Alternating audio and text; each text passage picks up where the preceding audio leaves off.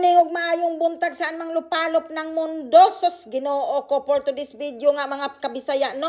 Agang-aga nagbubungkal na naman ang inyong Inday Bisaya kahit hindi pa nag-almusal. Pag sanay ka talaga sa trabaho at lumaki ka sa farm, naku hindi mo talaga matitiis pag hindi ka gagawa. Dahil nga may kunting natira kahapon sa aming pag-uukat at paglilipat ng mga halaman, kaya gusto kong itanim na kaagad ngayon para yung mga trabahador pagdating nila, dire-diretso na agad ang kanilang trabaho.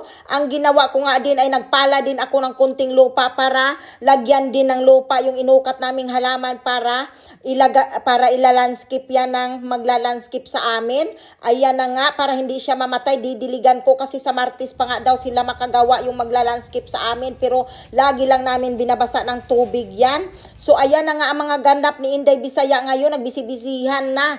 Ayan, itatanim ko na nga yung mga halaman ng mga tira-tira dyan. Ayan, agang-aga, grabe, para na akong construction working all around, ma'am, talaga ako mga ka-Inday Bisaya, no? Ay, ganyan talaga pag sanay sa trabaho, mga ka-Indayan, kahit paano marating mo sa buhay, basta workaholic ka, talagang hindi mo matitiis ang sarili mo na hindi ka gumawa. At ito na nga ang mga kahitsurahan sa aming likod, dahil ipapatiles nga namin yan, kaya ako pinatanggal ang mga halaman dyan.